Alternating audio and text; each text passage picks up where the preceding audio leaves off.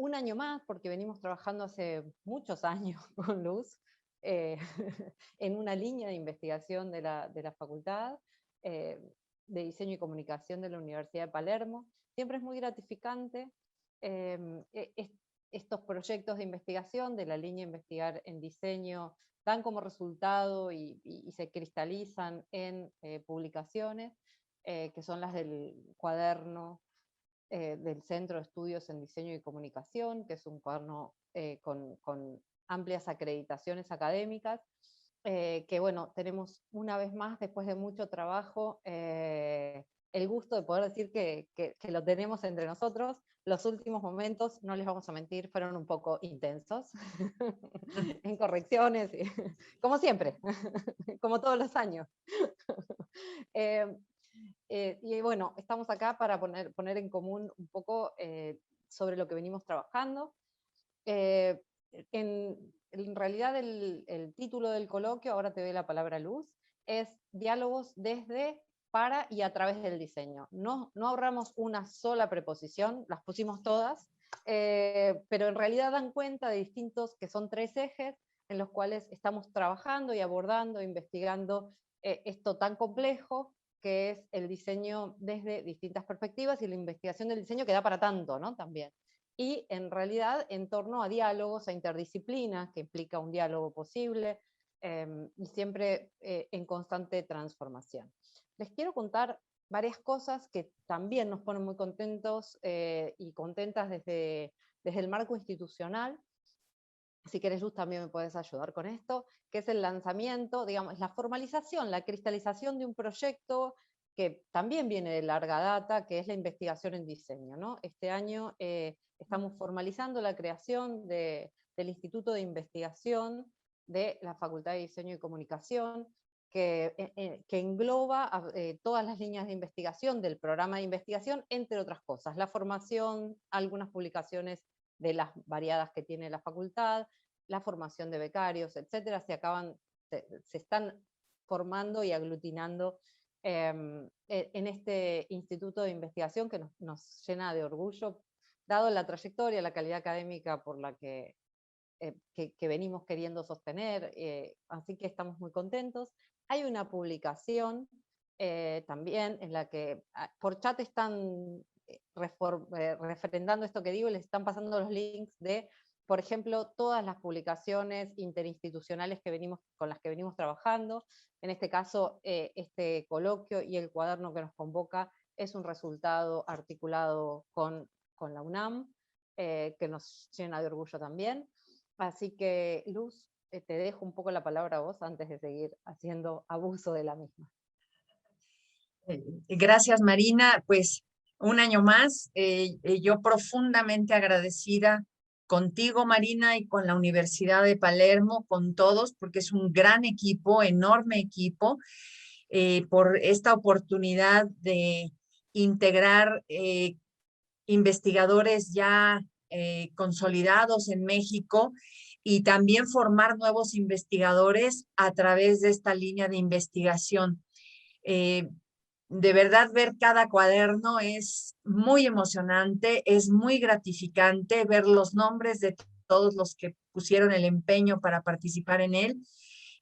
Pues no queda más que una enorme gratitud y quiero que se sepan parte de este gran proyecto de la Universidad de Palermo, algo que yo de verdad admiro y reconozco en la Universidad de Palermo es esta inclusión en cualquier proyecto que emprende. Entonces, bueno, obviamente lo del Instituto de Investigación es algo que se consolida, que se abre. También ayer en otra comisión tenemos conocimiento de la red de investigadores, que esto también me parece muy importante porque todos nosotros somos parte de eso y seremos, si es que seguimos con esta intención, pues seremos parte de todo esto, ¿no? Que es algo que no solo engrandece a la universidad, sino que como región, como este aglutinar a todos los elementos y todos los empoderamientos del diseño es muy importante. Entonces, pues les agradezco a todos y cada uno de los que participaron. De verdad, esto nos hace sentir, yo no me gusta ese término de nueva normalidad, simplemente nos hace sentir que estamos vivos. Y creo que eso nos es muy importante a todos. Entonces, Marina, de todo corazón, muchas gracias a todos igual y pues no robo tampoco el tiempo, ¿no?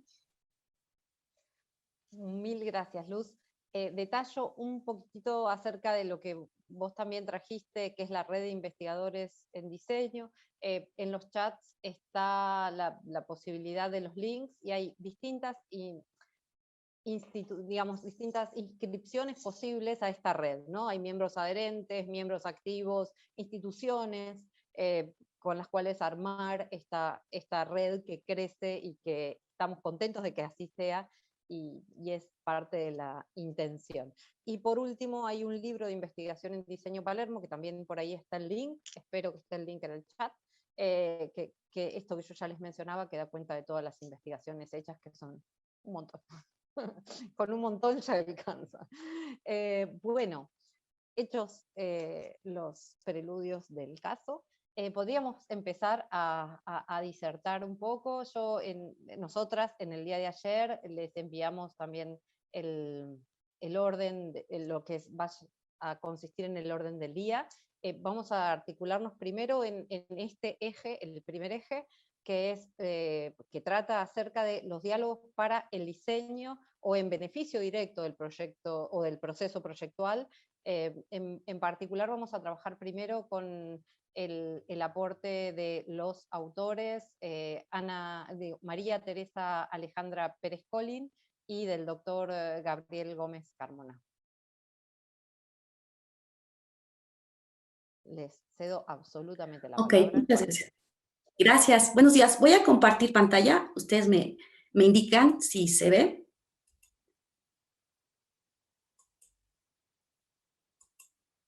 Perfecto. Ok, bueno, pues antes que nada queremos agradecer a la Facultad de Diseño y Comunicación de la Universidad de Palermo por invitarnos, bueno, a participar en este coloquio internacional de investigadores en diseño. Y bueno, sobre todo a la Comisión 20, donde pues la doctora Luz del Carmen Vilchis y Marina Matarrese siempre nos estuvieron apoyando para llevar a cabo esta publicación que nosotros vamos a presentar por parte de la Universidad de La Salle, México, el doctor Gabriel Gómez Carmona, y por parte de la Universidad de Iztlahuacaseui, su servidora María Teresa Alejandra López Colín. Por una situación de inestabilidad de conectividad, ahora sí, el doctor Gabriel tiene problemas, entonces creo que él no va a participar, solamente voy a exponer yo, y si requiere participar,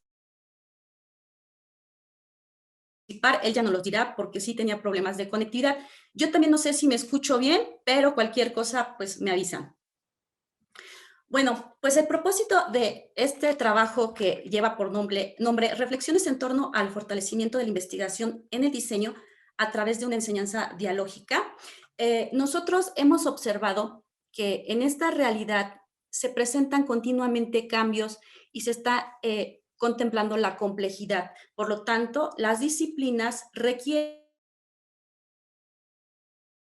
de trabajar en conjunto mediante la interdisciplina para que a través de la transdisciplina se logren construir nuevos conocimientos. Esto obliga a que cada una de las disciplinas empiece a formar a sus profesionistas a partir de esos nuevos conocimientos, y es el caso del diseño. Nosotros entonces observamos que fortalecer la investigación en los procesos de enseñanza de la formación de estos estudiantes pues los va a favorecer mediante fomentar una cultura investigativa. Entonces, nosotros nos damos cuenta de que existe una necesidad en la enseñanza del diseño integral que con base a un diálogo, nosotros podamos tener estas fortalezas para consolidar a los docentes y a los estudiantes mediante la investigación para que ellos puedan pues atender los desafíos que se les presenten en este mundo actual. Y si bien nosotros estamos hablando de que cada una de las disciplinas tiene que construir sus propios conocimientos para que mediante ese diálogo interdisciplinar, pues estemos conociendo la forma en el interactuar de lo que es nuestra práctica. La enseñanza requiere de esta promoción de la investigación, pues a lo largo de lo que es este proceso de formación de los profesionistas del diseño, porque esto nos va a permitir desarrollar capacidades como es la observación, esa observación donde él puede percibir la realidad y atender las necesidades mediante un pensamiento lógico que tiene que llevar al análisis de toda esa información que se le está presentando. Sin embargo, tiene que él buscar e indagar para sintetizar y desde su propia perspectiva desarrollar una interpretación de esa realidad para construir conceptualmente y a partir de la metacognición un diálogo transdisciplinar. ¿Y esto qué le va a ayudar? Bueno, pues a detectar y a dar soluciones a problemáticas reales en el ejercicio de su profesión. Por eso, nosotros también dentro de este trabajo, pues estamos abordando lo que es el fin de la investigación. Y si ya nosotros hemos mencionado que la finalidad de la investigación, pues es construir esos nuevos conocimientos, también nosotros como universidades tenemos la responsabilidad de desarrollar un espíritu crítico y formar ciudadanos conscientes. Y bueno, esto se logra a través de una educación que tenga un diálogo con la investigación. Por lo tanto, esto le va a permitir al profesionista también dialogar con distintas disciplinas y llegar a las personas a las cuales él está generando sus trabajos. Y también dentro de este trabajo, nosotros pues hablamos de cuáles han sido esos diversos enfoques orientados a dar cuenta de los alcances y las direcciones o las posibles líneas que se pueden desarrollar en la investigación de diseño.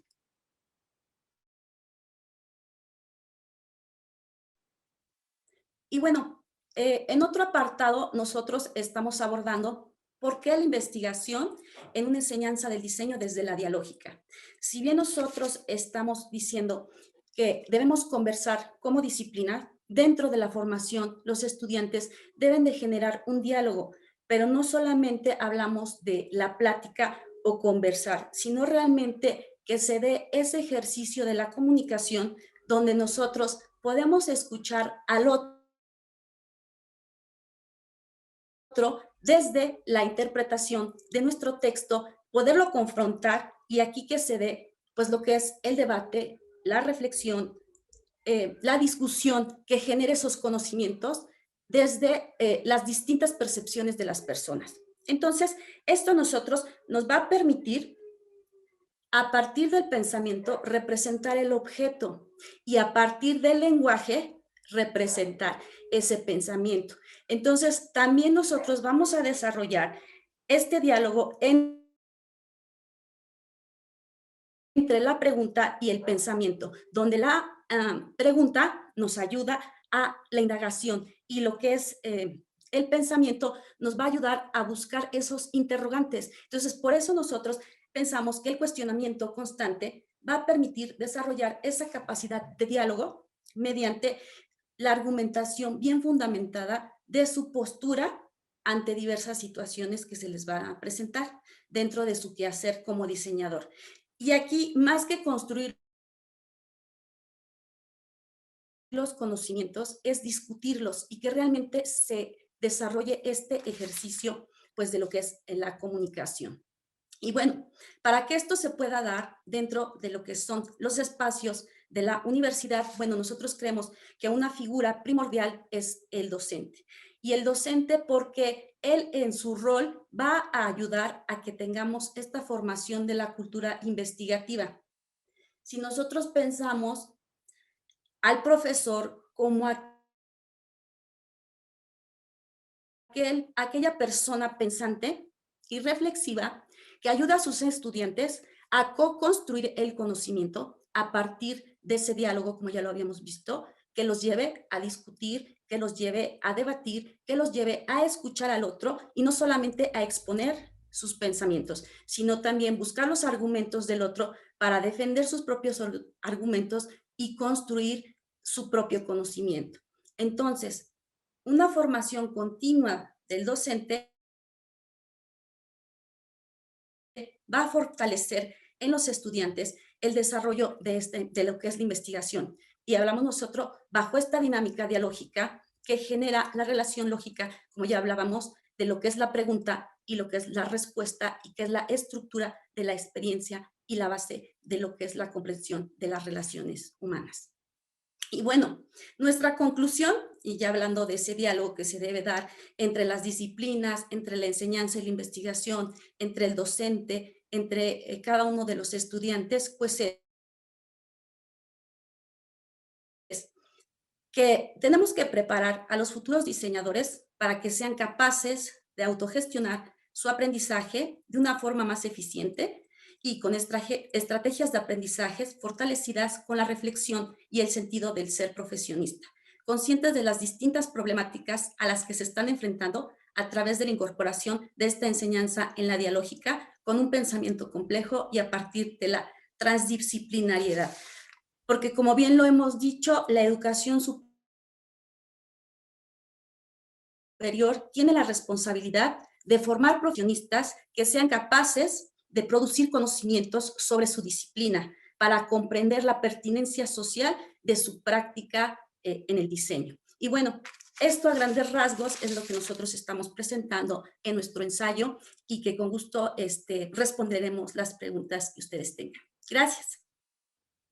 Muchísimas gracias, Alejandra. ¿Quieren hacer una cosa? Por un tema de tiempo, ¿les parece? Les propongo esta dinámica. Tal como organizamos el desarrollo del coloquio, vamos a trabajar en 3 ejes, que claramente abarcan una misma perspectiva, que serían los diálogos para el diseño, ¿no? Nos quedan otras 2 ponencias, que son la de la doctora Dora Ivonne Álvarez Tamayo, y en segundo lugar el del doctor Gerardo Gómez Romero. A mí me gustaría que pasen, te agradezco mil, Alejandra, por haber respetado tan estrictamente el tiempo consignado. Eso la verdad que amerita un aplauso, tal cual. Entonces, si les parece, ahora pasa Dora y luego expone Gabriel y hacemos el cierre, comentarios, preguntas y luego pasamos al segundo eje, ¿sí? Así que anótenselas, así no se las olviden. Dora. Ah, te veía ahí con el video y la cámara. ¿Cómo estás? ¿Todo bien? Hola, ¿qué tal? Buenos días. ¿Me escuchan bien? Perfecto. Perfecto, pues vamos a empezar, si gustan, como ustedes me digan. Sí, cuando quieras. Lo que te recomendaría también, que tal como muy bien hizo Alejandra, es que brevemente te presentes al resto del auditorio. Nosotros somos conocidos, pero como para presentarte más formalmente. Muchas gracias. Bueno, pues buenos días a todos. Mi nombre es Dora Ivonne Álvarez Tamayo. Soy licenciada en diseño gráfico de profesión y desarrollé el doctorado en dirección y mercadotecnia. Me he especializado en la línea de semiótica aplicada a procesos de diseño e innovación. Y pues yo los saludo desde Puebla, trabajo en la UPAEP. Y me dará mucho gusto presentarles el día de hoy pues el texto que hemos compartido y que los invito a leer a profundidad. Y en esta plática pues hablaríamos del texto Entre lo dicho y lo escrito. Es un diálogo sobre el diseño e innovación social desde una perspectiva sociosemiótica. Y bueno, les daría un poco el contexto. El gremio del diseño cuenta con un potencial transformador actualmente. Estamos llamados y tenemos la vocación a participar de las dinámicas sociales a través de los desarrollos creativos y no prototípicos, dando soluciones y respuestas a las demandas de nuestro tiempo, ¿no? El diseñador entonces está llamado a participar de estos procesos de innovación para reducir la distancia entre la generación de ideas y su concreción. Entonces, el objetivo de este texto era plantear un diálogo entre lo escrito y lo dicho respecto al diseño y la innovación social desde esta perspectiva sociosemiótica a través del análisis discursivo.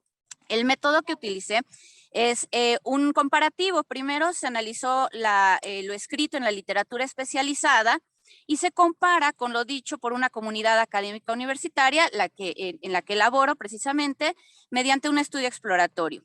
Como resultado, lo que ofrecemos es una definición de innovación social y una base de codificación para poder instaurar una cultura de la innovación social que empiece a permear en el perfil profesional. Entonces, pues las bases, los componentes de este texto son la innovación social, el discurso social y el diseño. La innovación social simboliza la esperanza de bienestar ante circunstancias que la humanidad está enfrentando en el siglo XXI y que nos demandan pues también de mucha creatividad y de mucho valor, ¿no? El discurso social es considerado como una evidencia de las creencias que soportan las acciones de los individuos, y el diseño como proceso, como producto y como acción cuentan con un potencial transformador en nuestras sociedades contemporáneas.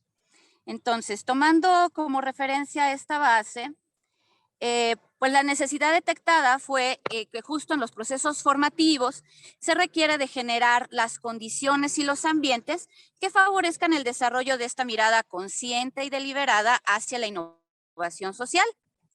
Estamos pensando en este diseñador innovador capaz de manifestarse como un agente de cambio. El fenómeno observado, pues justo fue el diálogo cotidiano en donde aparecen las expresiones asociadas a los temas de innovación, de emprendimiento y de innovación social, que van presentando diferentes acepciones, sentidos y matices, poniendo de manifiesto pues el carácter polisémico del término. De ahí que entramos al análisis por el ámbito de la semiótica, ¿no? ¿Por qué? Bueno, porque el discurso social es lo que se dice, lo que se escribe y lo que se produce públicamente. Entonces, para hacer este análisis de la literatura, pues primero entramos desde la categoría superior en lo escrito, que es la innovación, y pues hemos visto diferentes perspectivas, una que tienen que ver con la destrucción creativa, como la que plantea Schumpeter, ver la innovación social como proceso, como producto de un sistema, etcétera. Y dentro de esto escrito, concretamente con la innovación social, se desarrollan e implementan nuevas ideas, nuevos productos, servicios o modelos para resolver demandas sociales y necesidades a través de creación de relaciones y colaboraciones con la sociedad. Y esto es la clave y lo más importante de la innovación social, hacer partícipe a los diferentes stakeholders, a los diferentes miembros de la sociedad en la búsqueda de soluciones viables y sostenibles. Eso por el lado de lo dicho en la literatura. Hablando de lo escrito, digamos, en términos de diseño concretamente, de acuerdo con Duarte y con Cortés, el diseño para la innovación social se enfoca en la creación e implementación de soluciones que fomentan mejores condiciones sociales proyectadas en una comunidad, ciudades o regiones, a través de la innovación, la conciencia social y la equidad. Entonces, una vez que analizamos lo escrito, nos fuimos hacia lo dicho con la intención de establecer esta cultura de la innovación social. ¿Y qué se necesita para instaurar esta cultura? Un creador que establezca un nuevo sentido. El sentido se introduce a través de la conexión y la interacción con otros y se regula a través de establecer las formas de producción discursiva. En lo dicho, lo que encontramos fueron lugares comunes cuando aplicamos las encuestas a una comunidad interdisciplinaria y la comparamos después con la comunidad de diseño. Lugares comunes y factores que provocan la aceptabilidad del discurso en torno a la innovación social a través del reconocimiento pues, de los cuadros de significación y los discursos de esta comunidad académica. ¿Cuáles algunos, digamos, de los resultados principales? Y ya voy a ir como cerrando, pues una definición de innovación social que puede empezar a permear dentro de la conciencia y dentro de la práctica de los miembros de la comunidad. Y esta es, bueno, la aplicación de la creatividad a situaciones específicas en contextos determinados, agregando valor en diferentes esferas de la vida humana, causando un impacto positivo en la cultura, el individuo y las sociedades. Y bueno, básicamente lo que queremos compartir, pues justo en este texto, es cómo la instauración de esta cultura de innovación social es fundamental para los procesos formativos en la medida que podamos ir aceptándolo como una especie de acuerdos dentro de los miembros de la comunidad, teniendo claridad en su significación para poder llevarlo al terreno de la práctica. Y otra de las conclusiones que podemos obtener es que el discurso social que se moviliza en torno a estos conceptos se ha desarrollado desde una perspectiva empírica. Entonces, en la medida que podamos ir detectando cuáles son esos lugares comunes, vamos a ser capaces de desarrollar esta visión de manera estratégica. Yo les invito a leer el texto y les agradezco mucho su atención. Muchísimas gracias, Dora. También muchísimas gracias por la estrictez en el tiempo y claramente por tu aporte al conocimiento, pero por respetar los acuerdos para que este coloquio funcione.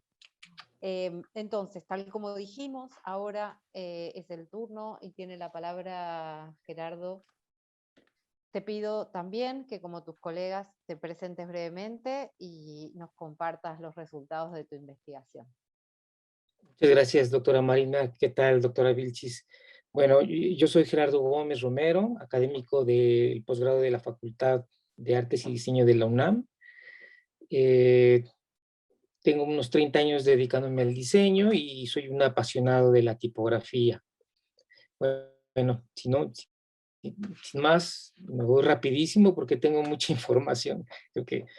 Bueno, yo les voy a hablar sobre diálogos tipográficos. Para esta investigación retomo lo conceptual y la figuración, una antinomia de dos conceptos que se contraponen en su significado. Antes de entrar en materia de diálogos tipográficos, quisiera retroceder al siglo pasado y que nos ubicáramos en tiempos de posguerra, después de esa hecatombe de 2 guerras mundiales, el Holocausto y todo lo que contrajo la guerra. Surgió una disrupción de pensamiento en el que se criticó severamente lo sucedido en esta primera mitad del siglo XX, en donde la razón fue el eje rector de este periodo llamado modernidad. El diseño tuvo la necesidad de reivindicarse con la sociedad, de abrirse a nuevas posibilidades, como un efecto de renovación, de reconstrucción. Justo en ese momento se cuestionó si el tipo, o sea, la letra, debía ser racional o expresivo. Entonces, surgen estas dos posiciones antagónicas. Por un lado, los ortodoxos del diseño que piensan que la tipografía debiera ser clara, legible y precisa. Y por el otro, los liberales que rompen con toda la normatividad de la academia. Un pensamiento posmoderno el cual dice que la tipografía, además de ser vista como signo lingüístico, también debiera ser vista como signo visual, en un metalenguaje que exprese su carácter subjetivo, en el que se transmitan sentimientos, emociones, sensaciones. Bien, en este periodo surgen diseñadores posmodernos que rompen con la ordenanza, la limpieza a niveles de ilegibilidad. Por supuesto que esto fue muy cuestionado por la contraparte. En la década de 1970 aparece la figura de Herb Lubalin, un diseñador que para muchos es considerado padre de la tipografía conceptual. Él, en su concepto de tipografía, establece o transforma la palabra en imagen. Si podemos recordar algunos de sus trabajos más importantes, que es el logotipo de Families, en donde las letras ILI las transforma en iconos de la figura de la unidad familiar. Bien. Para ilustrar la representación conceptual tipográfica, retomo 10 trabajos de mi acervo personal. Yo este sistema lo he desarrollado e investigado desde hace más de 20 años y en un momento les comparto pantalla con estas imágenes. Bien, Eric Spiekermann, que es un diseñador internacional con sede en Estados Unidos y tiene su agencia en Nueva York, declaró en el video de Gary Huswitz, que conmemora los 50 años de existencia de la Helvética, que dice, hay gente que le gusta mirar botellas de vino, chicas o cualquier otra cosa. Dice, a mí me encanta mirar tipografía. Pero cuando se habla de diálogo, no cabe la palabra mirar. Eso dejémoslo para la gente común o promedio. Dialogar implica profundidad, reflexión, intercambio de pensamientos, comunicación. Ustedes saben que para que se dé la comunicación, además de emisor, receptor y referente, se necesita un código. Bueno, permítanme un ejemplo, una analogía para ilustrar la importancia del código. Si se quiere dialogar con un chino en su idioma, ¿qué se necesita? Conocer el código lingüístico. Si no se conoce, se tiene que estudiar a niveles avanzados y no nada más quedarnos en niveles básicos y saber decir hola y adiós, o buenos días, buenas tardes. Entonces, entre más se profundice en el código, mejor será la comunicación.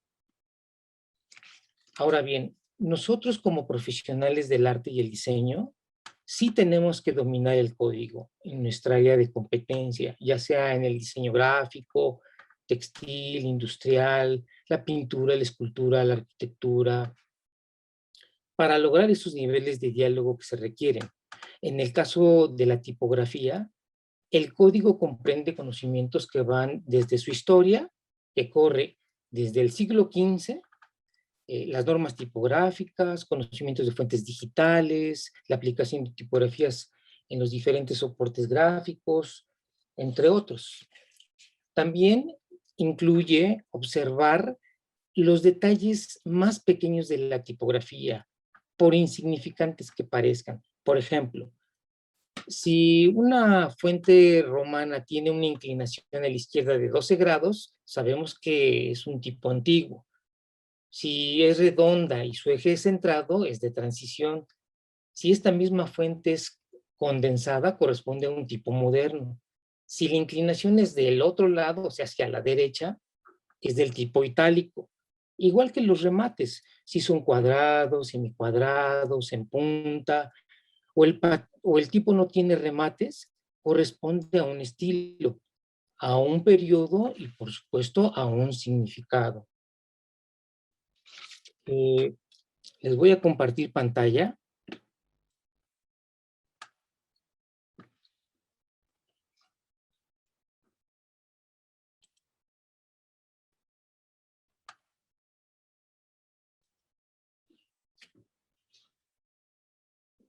Bien.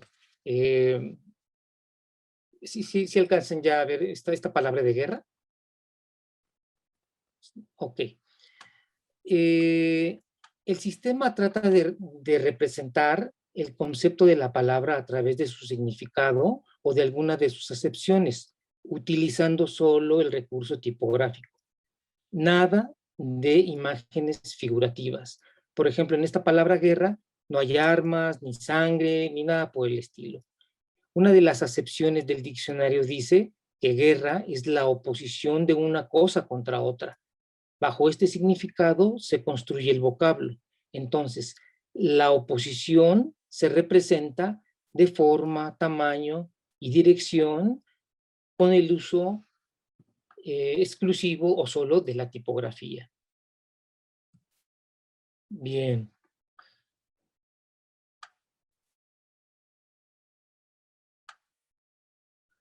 En sí, para la exposición de estos vocablos no se necesita explicación. Se tienen que leer y comprender cada uno en un máximo de 1 o 2 segundos. Si no es así, la palabra tiene problemas y entonces no sirve.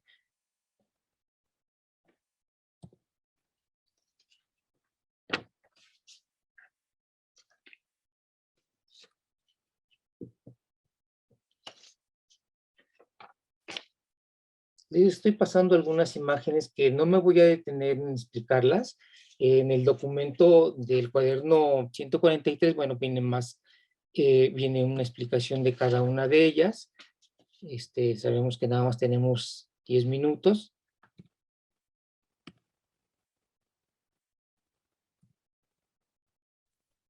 Yo tengo la pantalla solo en terrorismo. ¿El resto también? Por eso, digo, si querés, me parece que no estaba... Yo sé que tenés muchas más por el cuaderno. ¿No se vieron? No, por eso si querés compartir de vuelta o hacer o algún otro intento, Ok. porque la verdad que es súper interesante Sí, ok, entonces la conceptualización y la creación que aportaste. Ok.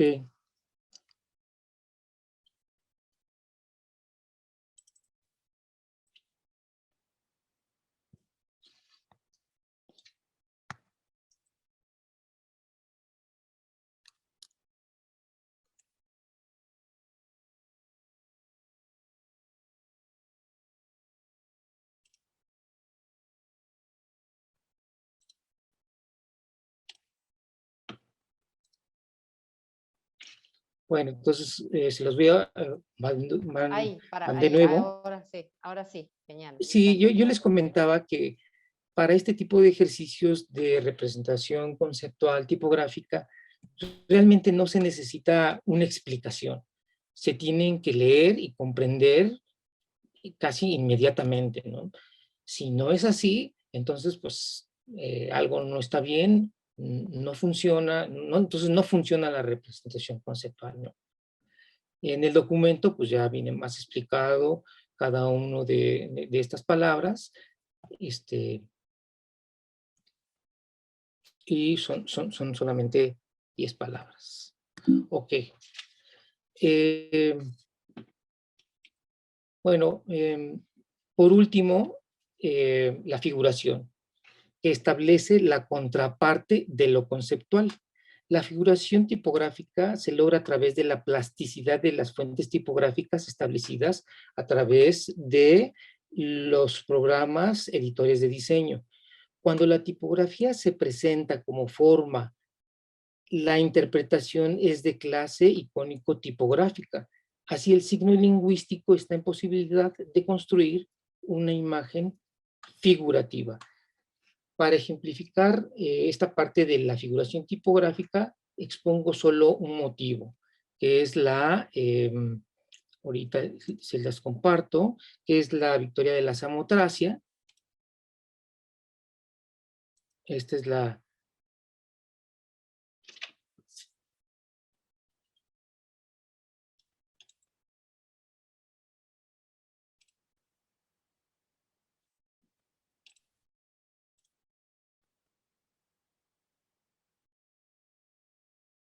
¿No se ve la victoria de la Samotracia? Sí, sí, se vio 2 veces. Sí, ¿Ya se se vio ve? 2 veces la misma imagen. Sí, ya la tienen ahí. Sí. Gerardito, recuerda el tiempo. Sí, ok. Por favor. Bueno, es que, ¿saben qué? Que solamente...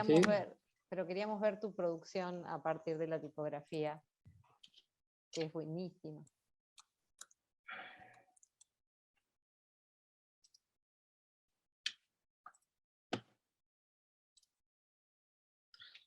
Bueno, este es el prototipo.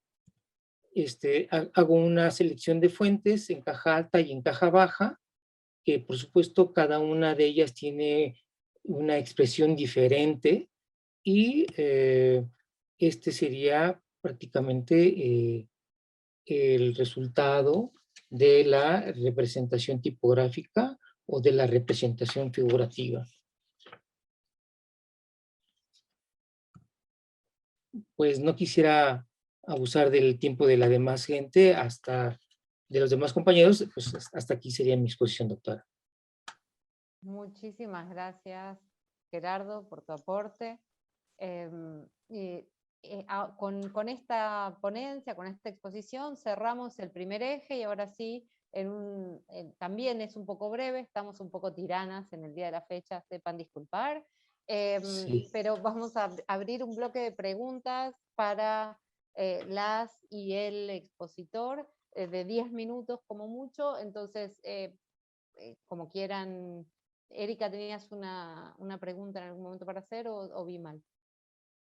Okay. No, solamente un comentario, si puedo, que me encantó pues esa fusión de Gerardo del estatua de la samotracia hacia el diseño, me parece fenomenal.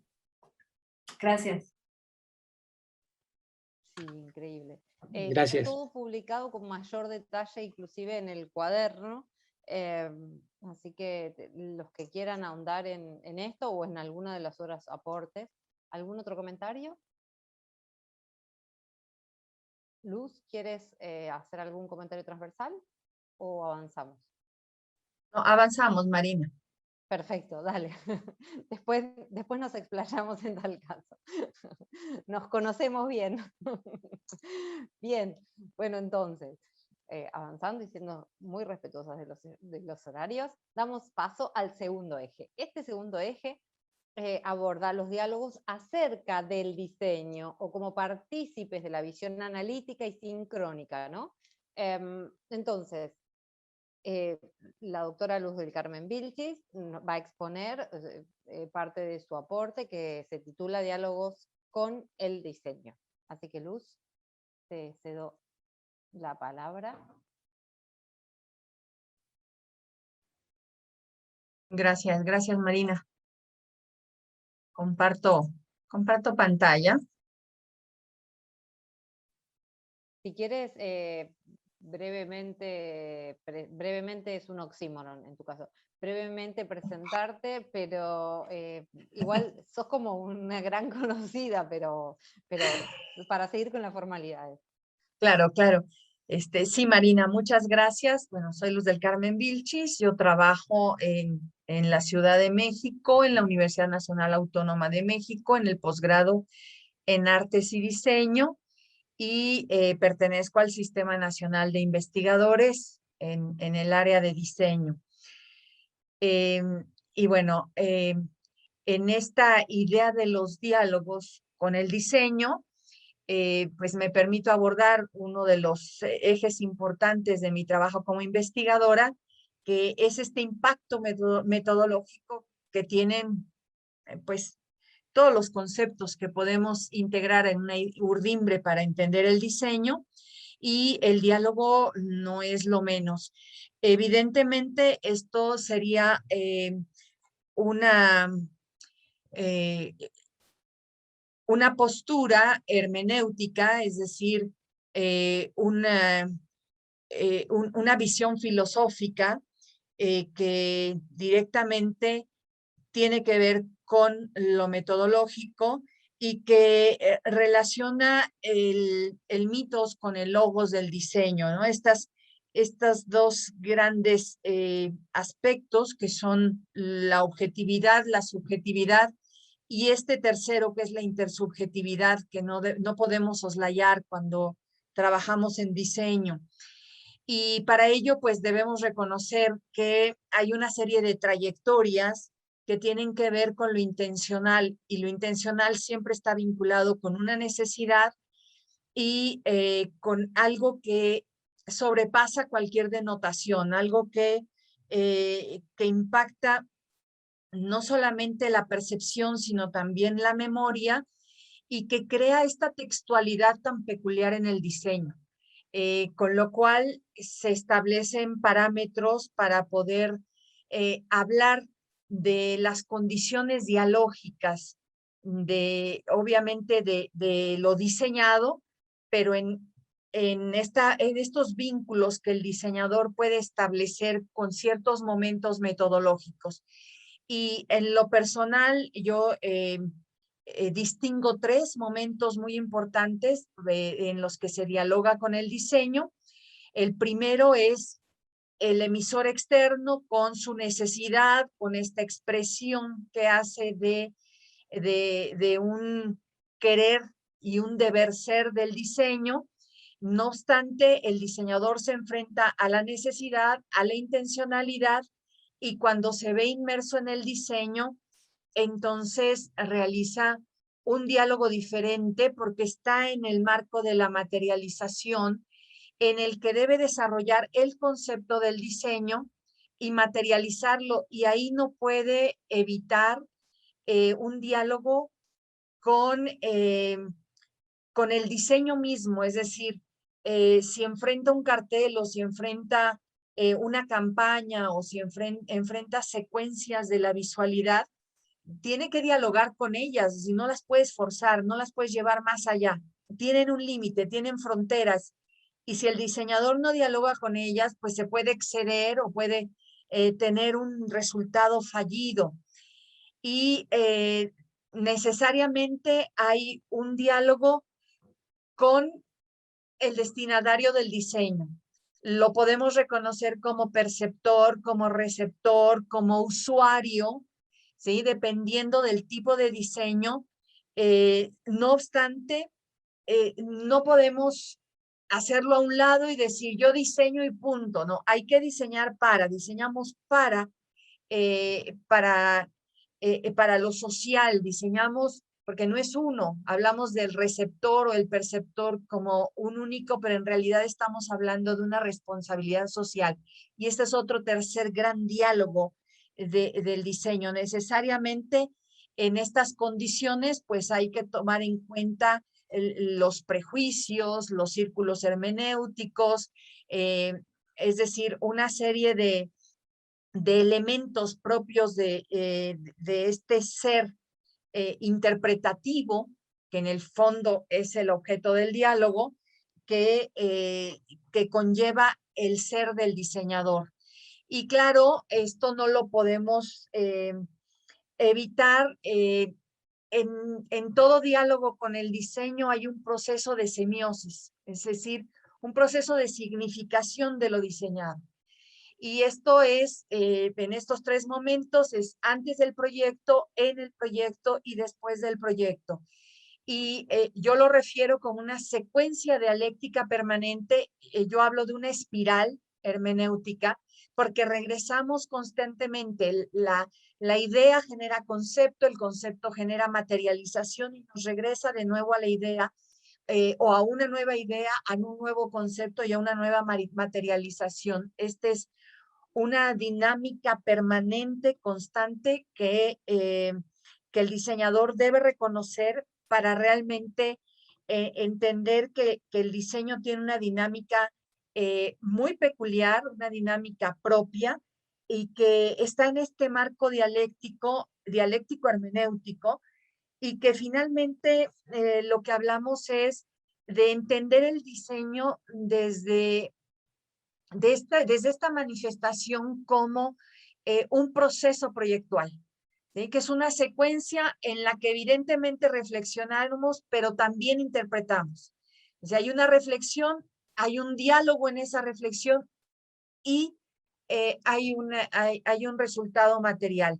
Entonces, si quitamos alguno o lo disminuimos, algo no va a estar acertado en el diseño. ¿Sí? Necesitamos buscar ese equilibrio para que realmente el diálogo pueda aportar al proceso proyectual y realmente pueda cobrar sentido lo diseñado. Que el resultado final de este proceso de semiosis, de estas espirales semióticas, realmente lleve a la resolución de la necesidad, a un resultado positivo. Y pues no me queda más que reiterar profundamente mi agradecimiento, mi gratitud con Marina, con los cuadernos, con toda la gente que está involucrada, porque a veces pareciera que somos uno o dos, pero en realidad hay un gran equipo detrás de cada cuaderno, detrás de todos los cuadernos, detrás de todas las publicaciones de Palermo, y hay que reconocerlo, me parece muy importante. Y pues concluyo. Muchísimas gracias por todas las oportunidades que tenemos. Muchísimas gracias, Luz, por tu aporte, como siempre. Entonces, luego del aporte de Luz del Carmen dentro de este eje, le damos lugar a la palabra a Erika Mayoral. Te pedimos, Erika, si te puedes presentar como todas y todos, y cuando quieras tenés el micrófono habilitado. Muchas gracias, Marina, y pido permiso para presentarme al final porque así lo planeé, no sé por qué, en el PowerPoint. Entonces, muchas gracias y comparto pantalla, me apuro. Ajá. Tranquila, tranquila. Estamos muy bien con el tiempo gracias al esfuerzo de todas y todos. Estamos muy bien. Gracias.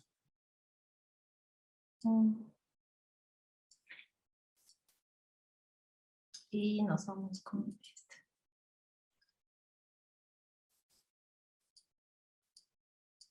Ok. Bueno, pues esta conferencia se llama igual que el ensayo, consideraciones dialógicas de los contenidos físicos museísticos convertidos en formatos virtuales a través del diseño. Y bueno, a través de una gran labor, los museos habilitan espacios para que sus visitantes experimenten tanto los tópicos como las historias que desean narrar, y uno de sus grandes aliados ha sido el diseño, pues a partir de en las exposiciones se plantea crear un espacio dialógico con narrativas y propuestas cautivadoras, sintetizando de manera eficaz relatos, historias e información. Esta relación dialógica entre el contenido museístico y el diseño se ha expandido, creando así museos virtuales, donde a partir de un clic es posible dar un recorrido en exposiciones nacionales e internacionales. Sí. Veamos el museo como espacio dialógico en comunión con el diseño. La definición del museo en 2007, la International Council of Museums estableció que es una institución sin ánimo de lucro al servicio de la sociedad, abierta al público, que adquiere, conserva, investiga, comunica y exhibe el patrimonio material e inmaterial de la humanidad y su entorno, con fines de educación, estudio y disfrute. Entonces el museo dejó de ser un lugar sacro, inalcanzable y estático, para abrirse a la posibilidad de transmitir mensajes a su público y no solo el contener una colección como era en sus orígenes. En cuanto al término de exposición, Maure explica que es un método que constituye una de las más importantes plataformas de diálogo con la que dispone un museólogo con la comunidad. Entonces, para diseñar una exposición, muchas veces se parte de un texto curatorial con el cual se puede organizar, formar, conectar, posibilitar tanto el diálogo como los vínculos, los aprendizajes, las interacciones, siendo estos objetivos prioritarios que orientan la planeación, el diseño museográfico, la ruta de exposición, ciertos procesos de comprensión, experiencia, contextualización, interpretación. Por lo tanto, el lenguaje del diseño aplicado a las exposiciones cobra un rol relevante, pues es el gatillo que detona la conexión con el público emitiendo la información. Y vamos a ver muy rápidamente un poquito de las cédulas. Estas han sido el medio idóneo para la apertura al diálogo con el público que visita los museos, ayudando a recorrer el espacio, descubriendo sus conexiones, promoviendo experiencias y entendiendo a través de ellas el porqué de cada exposición, fortaleciendo así el vínculo dialógico entre exposiciones y usuarios finales. Ahora veamos la museología a través de las líneas de tiempo. Como pueden observar, esta es del fauvismo, ¿no? Esto fue en Bellas Artes. Points menciona que la esencia del diseño de información es organizar, analizar, solucionar, entender y diseñar. Un ejemplo de ello son las infografías y dentro de estas, las líneas de tiempo. Estas han sido uno de los recursos más usados en exposiciones, pues ayudan a explicar el contexto histórico, ya sea de una obra, de un objeto, de un artista o de toda una exposición. También resumen información extensa de manera sencilla, como podemos observar aquí, y a través de un producto visual y otorgan de manera cronológica, si se desea, varias capas de conocimiento al mismo tiempo. Y bueno, se aclara que ya no solo existe la información gráfica, pues a veces pueden tener múltiples medios para enriquecer la interacción de los usuarios. En 2009, el Museo Alemán de Higiene de Dresde desarrolló para la exposición titulada Trabajo, Significado y Exposición una enorme línea de tiempo, como lo estamos viendo, llamada Statistics Strip, donde los visitantes tenían la posibilidad de interactuar. Ajá. Aquí, como pueden ver, hay ¿cómo se llama? Hay video con audio, podían mover la información de los mapas, en fin. Aquí se incluye el concepto de hipermedia de Claudia Giannetti, que explica que es la voluntad de optimizar el proceso de interacción y el tiempo de reacción sujeto-máquina, que tiene por resultado la potenciación de la visualización y de la percepción de la información existente y manejada por el ordenador, o en estos casos con diversos medios a partir de otros sentidos humanos. También puede ser vista como una instalación que, según Bonnet, es por excelencia el arte de la metáfora, un despliegue en el espacio de diversos elementos que cumplen un papel asociativo, dado que construye una escena, un decorado, una escenografía, dedicada a ser habitada por el espectador. Pasemos de la realidad física a la virtual. En 2019, el Museo del Prado terminó de desarrollar su línea de tiempo online, y uno de sus mayores objetivos fue conectar las obras que representan cualquier saber, sus autores y los acontecimientos históricos que lo enmarcaron. Si ustedes entran aquí, en donde está la configuración, pueden modificar qué tanta información quieren ver de la línea de tiempo. Ajá. Esto fue posible gracias al motor llamado comprensión del lenguaje natural, que posibilita el reconocimiento de entidades que distingue y disminuye ambigüedades de los textos, consiguiendo separar los principales conceptos en el texto explicativo dentro de las obras del museo, vinculadas con Wikipedia. Aquí se puede ver ya así como de estas dos líneas, ¿no? La expansiva, ¿no? En lo personal se considera que este esfuerzo es un enorme cruce de interrelaciones dialógicas entre textos, soportes analógicos y digitales, tecnología, museología y diseño digital. Hablemos ahora un poquito sobre el museo virtual. Aclaremos que las primeras páginas web de los museos dependían de los navegadores que existían en su momento, así como de su programación con lenguajes informáticos, los cuales influían en todo su diseño. Esta es una imagen de la página web del Museo Soumaya, no hace mucho, o bueno, sí, hace 10 años, en 2010, ¿ok? Con la evolución de las tecnologías y la revolución de la velocidad de conexión, las páginas casi inmovibles fueron reemplazándose por unas más dinámicas y con mejor estética. Podría considerarse que el medio en sí mismo, es decir, las páginas web, se convierten en las plataformas de diálogo museo-usuario por medio de la interacción.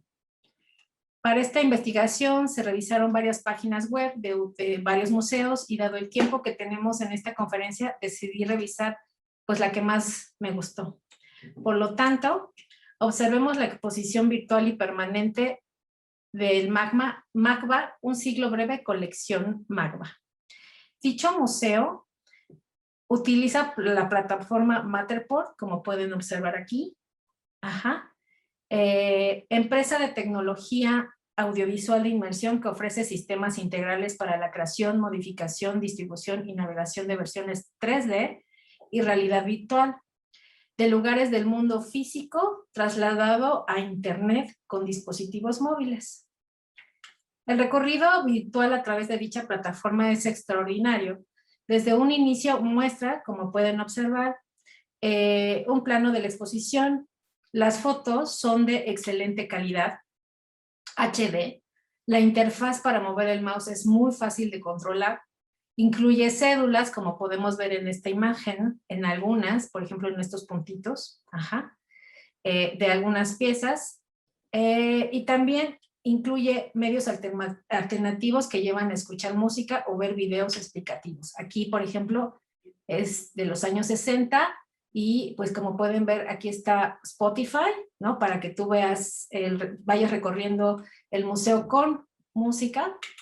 Y, por ejemplo, aquí nos lleva a un link de YouTube donde pues las curadoras explican sobre la colección en general. Ajá.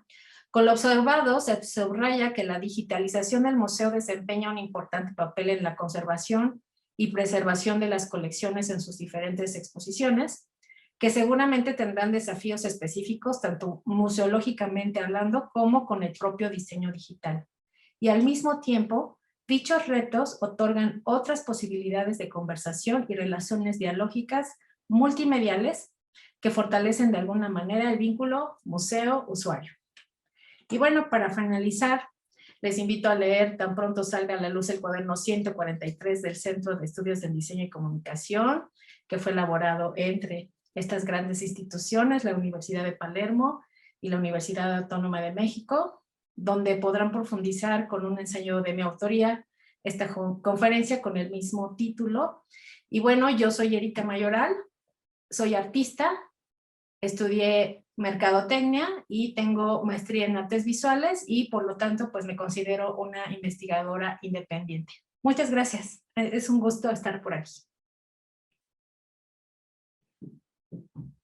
Muchísimas gracias, Erika. Miren, les paso por chat a todos y a todas el link del cuaderno, que si entran a esa página es el link de los cuadernos, está el último, claramente el último, que siempre es el nuestro, que es el 143, que está publicado, así que ya está para consultar de manera digital. Todavía no está impreso, pero en este momento de virtualidad tampoco no sería de tanta utilidad. Así que si...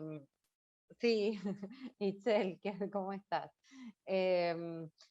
Así que si lo quieren consultar en este mismo momento ya está disponible. Y seguir indagando sobre parte de los recortes de los aportes, ¿no? Porque de los resúmenes de los aportes en estos 10 minutos que están haciendo los y las autoras el enorme esfuerzo de poder hacer. Te agradecemos muchísimo, Erika, también. Y te agradecemos también el esfuerzo por la síntesis. Es increíble también, a mí me sorprendía, yo ya los leí, me sorprendía como la velocidad de la innovación tecnológica y lo que esa innovación produjo, inclusive en tiempos de pandemia, como esto que decía Luz, ¿no? La responsabilidad social, la innovación social, como también decía Alejandra, es como todo muy, muy rápido, pero por ahora muy lindo también. Bueno, pasamos al tercer y último eje. Estamos muy bien con el tiempo, lo que quiere decir que tal como nos proponíamos, luego de las próximas 3 exposiciones, abrimos al diálogo y a un cierre conceptual de nuestra parte, etcétera, porque por suerte lo vamos a poder hacer. Bueno, no nos distraemos, el eje 3 se titula Diálogos a través del diseño o reflexiones en torno a la evaluación desde estimaciones diacrónicas. Tenemos el aporte de Deli Bravo Donoso, que se llama La gestión del diseño, instrumento de mejora de la competitividad a partir del diálogo, de la industria manufacturera ecuatoriana. Un aporte desde Ecuador en este caso. Hola Deli, ¿cómo estás? Hola Marina, sí, estoy intentando compartir la pantalla y empiezo. Sí, tranquila. Sí, lo que pasa es que no soy muy buena en el Zoom. Ahí estamos, estás compartiendo perfectamente tu pantalla. Solamente hacer grande. Ah, tenés que apretar como la copita por ahí. A ver. No. Ah, no sé yo, eso es... Creo que aquí. Ah, perfecto. Está cargando. Bueno, hola con todos, gracias. Yo soy Deli Bravo Donoso, trabajo en la Universidad Central del Ecuador, soy diseñadora industrial y actualmente estoy desarrollando mi tesis de doctorado en la Universidad Politécnica de Valencia en España, y lo que les voy a mostrar el día de hoy es un poco el avance de los resultados que de principio se han podido obtener por medio de esta investigación. Entonces, como Marina presentó el tema, yo les voy a conversar con respecto a la gestión del diseño como instrumento de mejora en la competitividad a partir del diálogo de la industria manufacturera ecuatoriana. En este caso, pues es el caso de estudio local que me ha permitido hacer un acercamiento a la industria y por medio del diálogo entre la academia y la empresa pública y privada tratar de entender cómo se encuentra actualmente el diseño en el Ecuador y por medio de la academia popularizar el diseño, por medio de la vinculación y la promoción del diseño desde la academia, tanto a la industria como a la parte del Estado. Entonces, para empezar con la explicación, pues les voy a dar un breve contexto de lo que implica la gestión del diseño y cuál es el aporte que tiene esta gestión del diseño dentro de la empresa. La gestión del diseño empieza a popularizarse a partir de los años 70 en algunos países, especialmente los europeos, que vieron la posibilidad de gestionar el diseño dentro del núcleo de la empresa a fin de lograr ciertas mejoras, ya sean competitivas o dentro de los procesos y la organización de la empresa. Entonces, la gestión del diseño como tal comprende un activo que permite la planificación estratégica de la empresa a fin de mejorar la capacidad creativa y de la innovación. En este sentido, pues, la gestión constituye prácticamente el diseño constituye el motor de la innovación y la competitividad de la empresa y fomenta el desarrollo de las pymes. ¿Por qué se pone las pymes aquí en negritas? Porque en el Ecuador la mayor cantidad de empresas existentes, como el 99%, corresponden a pequeñas y medianas industrias. Entonces, la gestión favorece al crecimiento empresarial logrado a través del diseño y puede generar mayores y mejores ingresos, consiguiendo mayores ganancias, aumentando el valor de los productos. Entonces, ¿a qué se refiere la gestión? La gestión se refiere a entender y compartir dentro de la empresa a dónde se quiere ir y cómo se puede llegar a la meta que se ha trazado por medio de la intervención del diálogo y del diseño, a través de la creación de soluciones efectivas de modo eficiente y a costos adecuados, obviamente en cada contexto empresarial de cada una de las empresas con las que se pueda gestionar el diseño. Entonces, a través de esto, gestionar implica trabajar con personas, con presupuestos, establecer ciertos tiempos y organizar todos los procesos que se pueden desarrollar de la mano de la gestión del diseño y por medio del diálogo con cada una de estas industrias.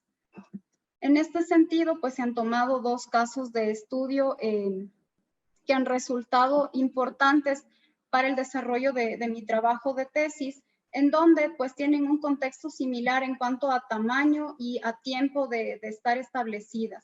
La primera corresponde a la industria Expormin, que es una empresa valenciana que se crea en 1960 y que busca por medio de una nueva técnica generar nuevo valor al ratán, que es un material que estaba desvalorizado, y también permite por medio del diseño y la adecuada gestión rescatar este material, popularizar este material y dignificar el oficio que permitió prácticamente revalorizar la artesanía de la mano del diseño.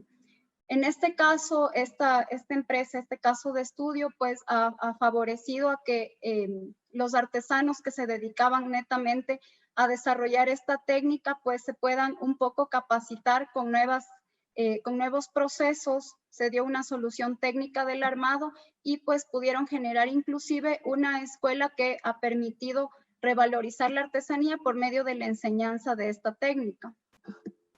Otro de los casos, de igual manera, es la empresa LZF Lámparas, que se dedica a la fabricación de lámparas por medio del trabajo en madera. Combinan el diseño y la artesanía con la investigación y la tecnología.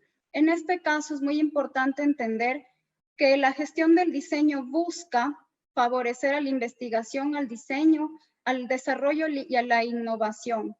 En este sentido, esta empresa se basó en el estudio de las formas, de la geometría de las formas, y generó a partir de este estudio volúmenes que se pueden mostrar aquí en la configuración de la lámpara. A partir de esto, pues se ha podido actualizar el catálogo y ampliar el catálogo de ofertas de productos desde la gestión del diseño. Ahora, ¿qué pasa en el Ecuador? Yo había indicado de principio que pues mi tema es en función del Ecuador. ¿Qué pasa en el Ecuador?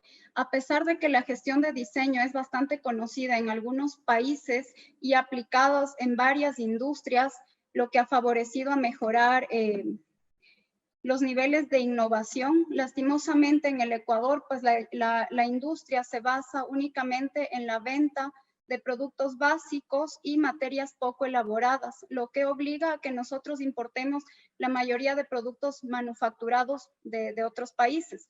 Sin embargo, y a pesar de estas condicionantes, la industria manufacturera aporta al PIB anual al 14,09%, lo que favorece a generar diferentes puestos de empleo, ¿sí?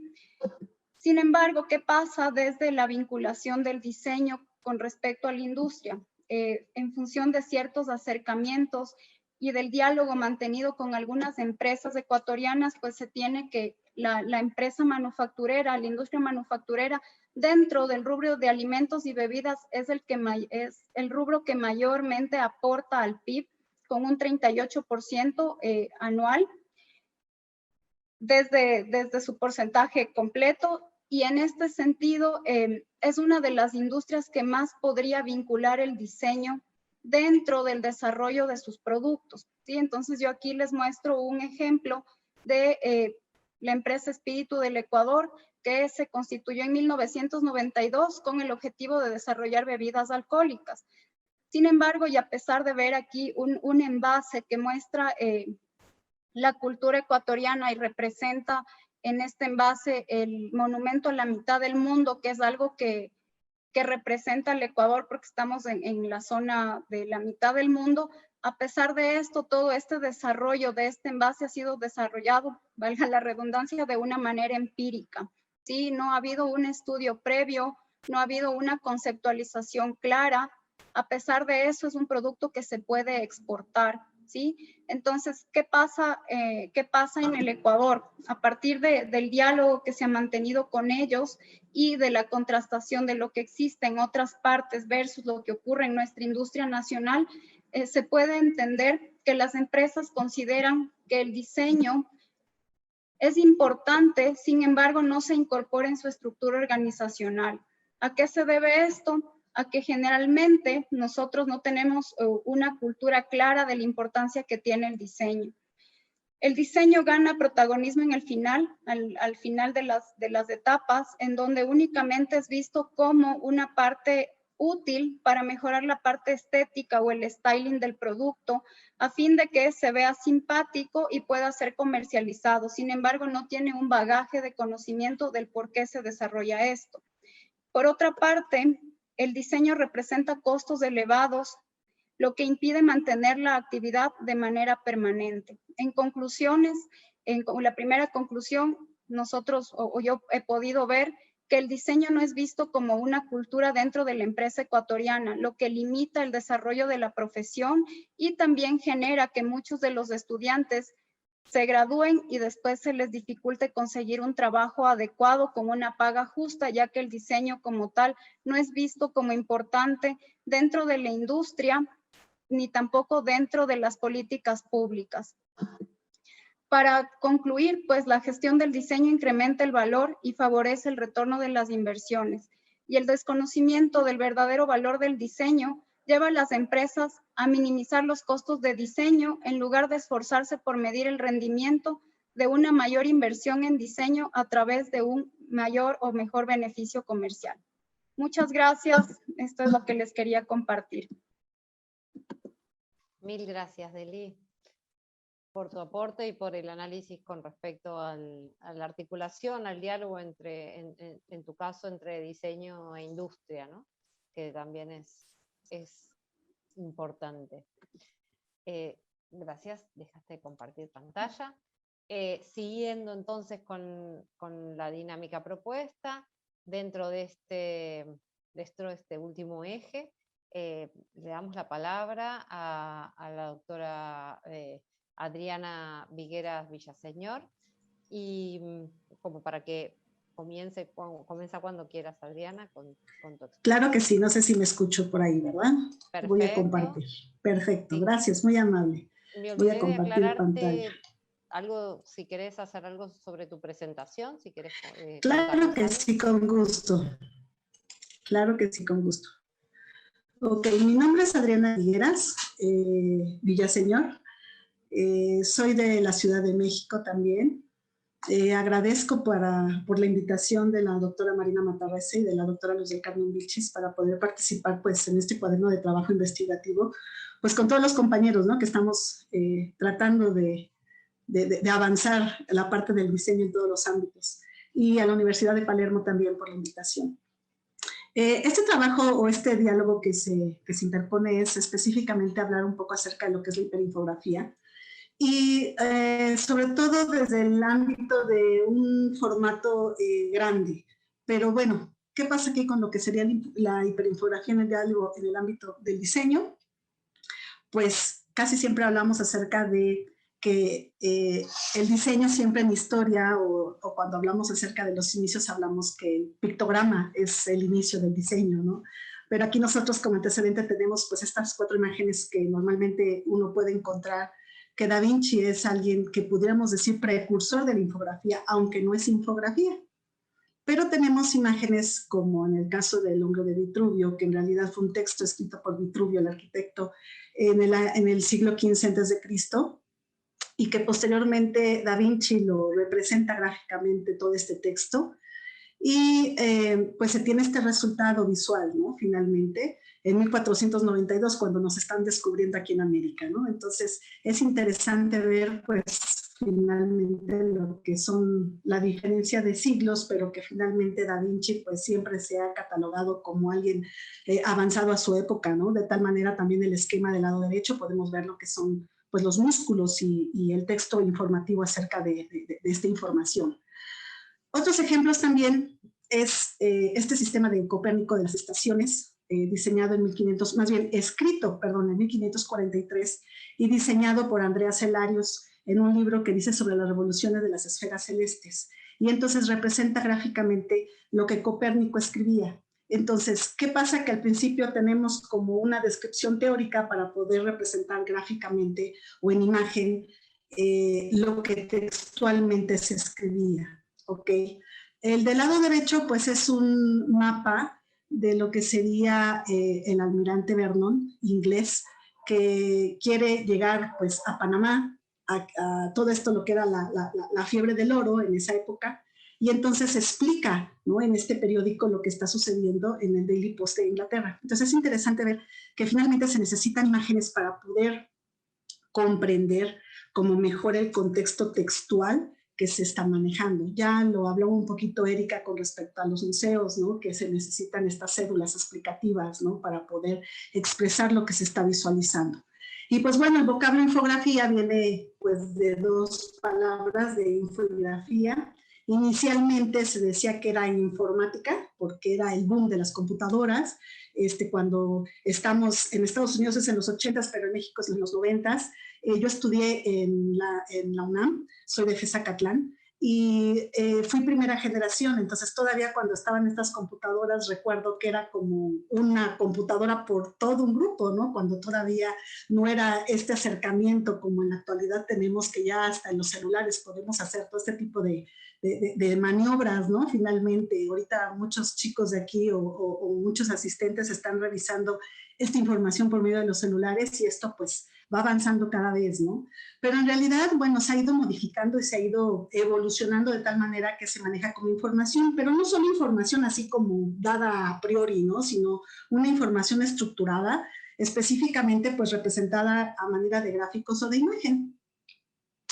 Uno de los primeros gráficos que ya se expresan como ya más acercados a lo que sería la infografía son los snapshots. No tienen una traducción en español, o sea, se manejan de esa manera.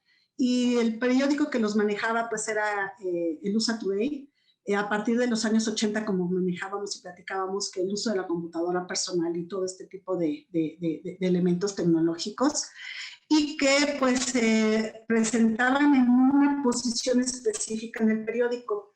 Y a partir de ahí eran una dimensión de 10 centímetros con un ancho de 2 columnas, claro, de los periódicos que en ese entonces eran tamaños sábanas llamados hasta 8 columnas, ¿no? Precisamente por las dimensiones en las cuales estaba diagramado, pero que finalmente son los primeros ya gráficos más acercados a lo que se le llamaría la infografía. Aunque también que de Pablos nos habla en un texto en el cual nos dice que es un binomio, ¿no? Finalmente, una unión entre lo que sería imagen y texto. Hoy podría pensar que yo creo que podríamos aumentarle más que un binomio, podría ser un trinomio, más estoy de acuerdo con lo que Pablos menciona, ¿no? Que finalmente sigue siendo una unión de imagen más texto, pero que probablemente podríamos irle agregando lo que sería la infografía, que podría ser también pues otro punto, ¿no? Esto no se maneja directamente en el artículo escrito del cuaderno, pero que podría ser hasta otra vertiente en la cual se pudiera trabajar, que se le pudiera aumentar a lo mejor no un binomio, sino ya un trinomio, ¿no? En el cual el texto se convierta en información, no solamente como tal, como texto, que forma parte de una imagen, sino también forma parte como una información estructurada y especificada. La infografía pues aparece en los periódicos, en los comunicadores, en los periodistas. Y pues por aquí nos da una definición el doctor Valero acerca de que es una aportación informativa, ¿no? Aportación informativa, como ya lo comentábamos ahorita, elementos icónicos y tipográficos, como de Pablos también lo comenta, y pues esto hace que sea más fácil que podamos entender y comprender toda esta información. Esta infografía es de un diseñador, Oyervides, que bueno, está mostrándose precisamente esta conjugación de la imagen más texto, más sin embargo hay un artículo que todavía apoya la infografía para que de alguna manera se complemente y se agrupe de tal manera que podamos entender lo que está textual con lo que está también gráficamente hablando.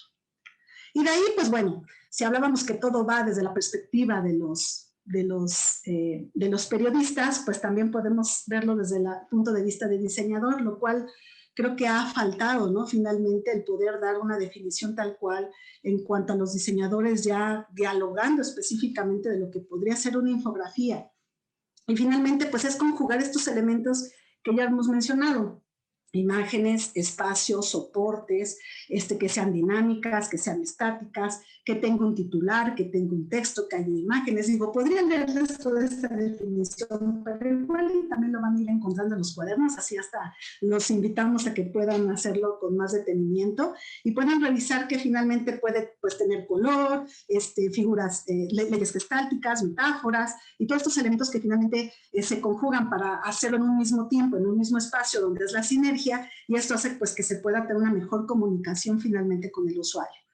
Y entonces, pues bueno, nos damos a la tarea de poder llegar a la palabra hiperinfografía, porque es un vocablo en realidad que no es utilizado, o sea, que surgió precisamente con este trabajo que realicé de doctorado, junto con la doctora Vilches, que está por aquí, el doctor Jaime Reséndiz, que en paz descanse, pero que la realidad es que también se clasifican de acuerdo a tema, como está viéndose aquí desde el punto, desde los verdes, desde el texto verde, tema, composición, niveles de desarrollo de infogramas. El infograma es el elemento base de la infografía, es como decir ABC y entonces los junto y entonces hago una palabra. Lo mismo pasa con los infogramas, hago mi ABC de infogramas para completar una infografía. Pero es cierto que no hay una distinción conforme a tamaño.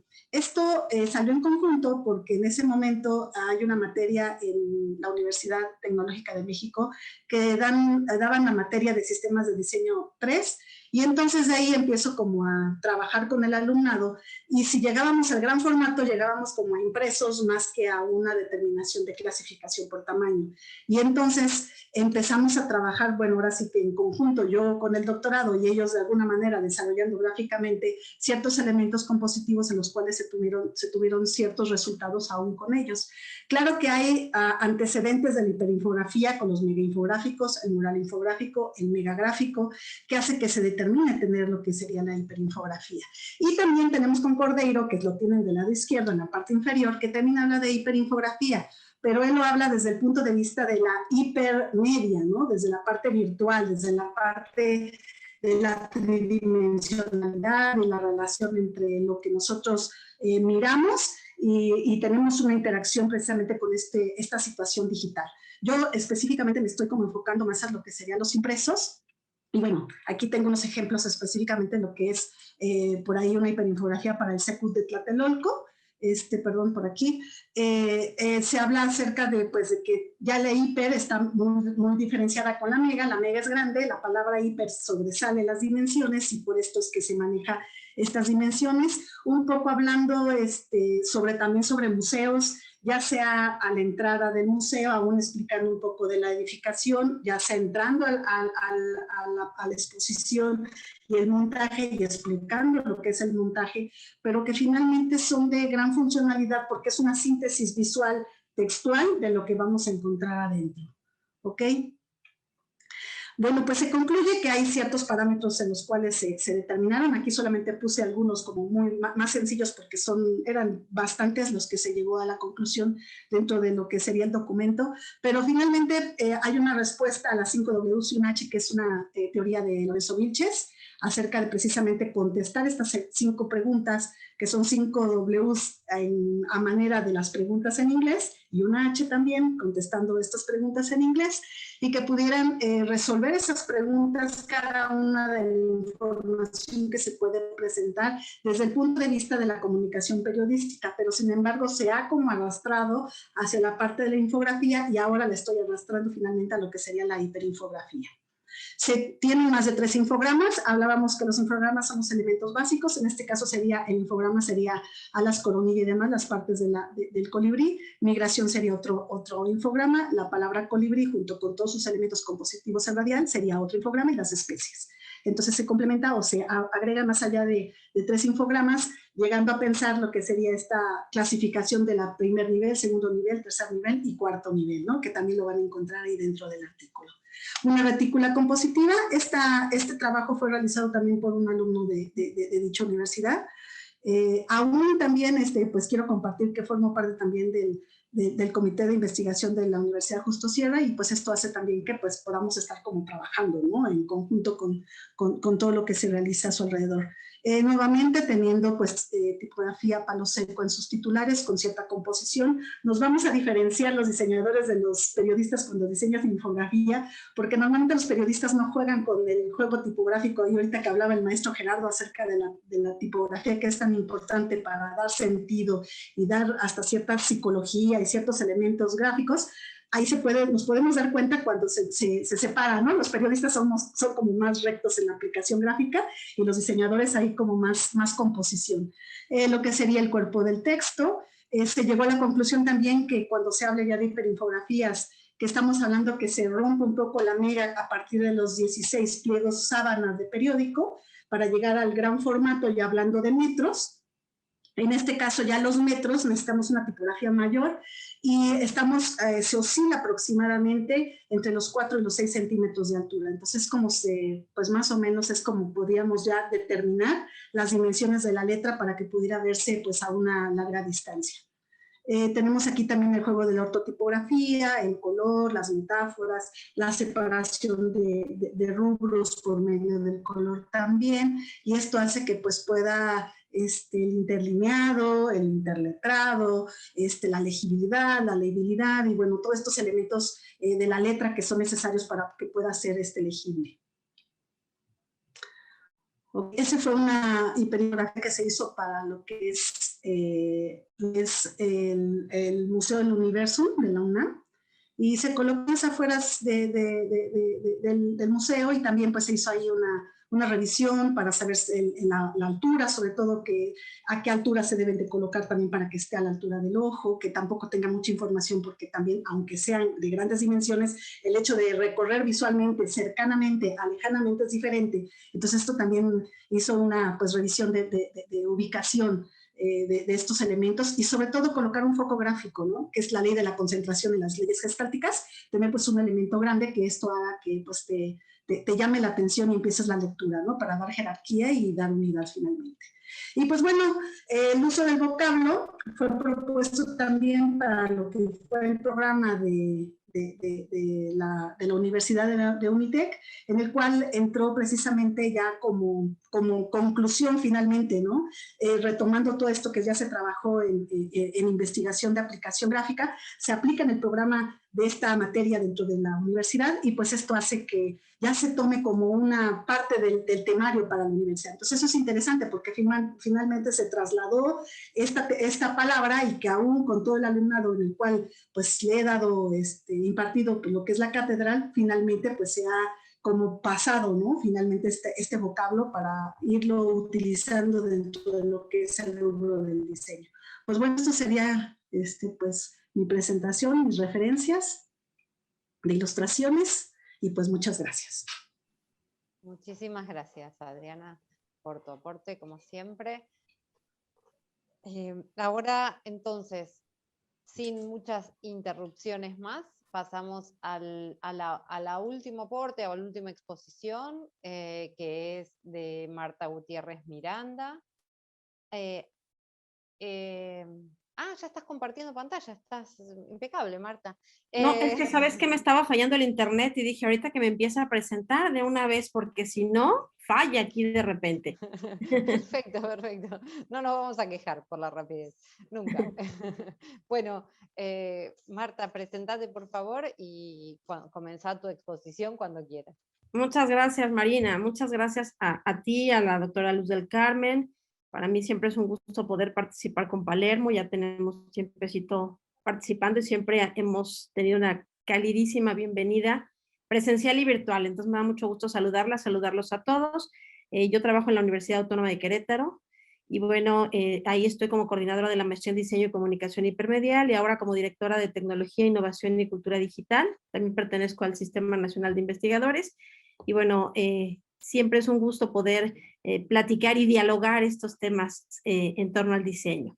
Yo quiero iniciar mi presentación más que con el título, con una anécdota rapidísima. Cuando yo en el 2008 apliqué para el doctorado en diseño en la UAM, de donde soy egresada, yo soy egresada de la UAM Azcapotzalco, alguien me dijo en una reunión, ¿a poco el diseño da para tanto? En ese momento respiré profundo, conté hasta 10 y no me fue suficiente y dije, ok, esto es una provocación. Y entonces hace rato decían que hay que llegar a lo más profundo. Yo he tratado de rascar y rascar para tratar desde mi trinchera decir el diseño es mucho, pero mucho más que eso. Entonces voy a presentar esta temática que se llama aproximaciones dialógicas transversales del diseño. Y en mi caso fue una investigación, ha sido una investigación justamente como coordinadora de la maestría y en la formación de otros investigadores, a mi manera un poco accidentada, porque aquí es el primer posgrado en diseño, no nada más del estado de Querétaro, sino de una región grande. Ha sido complicada esta formación y entonces por eso desde aquí el dialogar el diseño, eso no es una disciplina científica o a qué se le llama esto de las disciplinas científicas. Este concepto, bueno, desde la epistemología del diseño, esta disciplina ha tratado de que el diseño sea el objeto de estudio y se enmarque o se encuadre en el marco de la ciencia. Creo que hoy día el diseño no solamente es objeto de estudio, es sujeto de investigación y el más claro ejemplo está aquí en este tipo de iniciativas.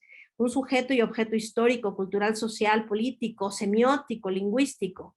Eso ha hecho que el diseño, particularmente en los últimos quizá 20, 30 años, se ha tomado desde otra perspectiva muy distinta. El origen del diseño como ciencia, sabemos que su primer acercamiento fue específicamente en el siglo pasado con las grandes escuelas de diseño, donde ese acercamiento a las ciencias a veces era desde los métodos, desde los procedimientos, las propias tecnologías, que no solamente son la informática, y estas técnicas que se tomaban de la ciencia para la formación o para la práctica profesional de los diseñadores. El primero que puso el acento en esta temática, el primero que abrió el diálogo sobre el diseño como una disciplina científica fue Herbert Simon, con este famoso libro de las ciencias de lo artificial, en donde hace una diferenciación entre los dos grandes corpus de conocimiento, el conocimiento, las ciencias de lo natural y las ciencias de lo artificial, y ahí enmarca lo que es el proceso de diseño. Hoy día el diálogo se abre, o creo yo que se tendría que abrir, porque el mundo siempre ha sido visto, observado, como nos decía Luz, desde un ámbito dialéctico. En este ritus le llamo yo de dialogar, de conversar, a veces de debatir y a veces de enojarse, como fue mi caso ante aquella provocación de ¿y el diseño da para tanto? Y creo que los grandes elementos que han hecho que se abre o que se considere esta posibilidad son justamente el hecho de que el diseño siempre se ha visto como una disciplina, primero interdisciplinaria, luego multidisciplinaria, y hoy día, yo creo que sin mayor preámbulo, podríamos considerarla una disciplina transdisciplinar o transdisciplinaria, en donde objetos y sujetos de estudio, desde esta doble vista, el que necesita, como decía Luz del Carmen, que lanza esa necesidad a un diseñador que además se vuelve intérprete, pero también se vuelve comunicador, pero a la vez él en sí mismo tiene que ser sujeto y objeto de uso de ese producto para poderlo llevar al ámbito. Y entonces el diálogo entre el diseño y sus métodos, las técnicas y las aproximaciones sistemáticas a todo este proceso nos permite decir que el diseño, más que ser solamente un eje horizontal o vertical, la investigación estar vinculada a procesos sociales, culturales, económicos y políticos, dentro de ellos, sobre ellos, hoy día los atraviesa.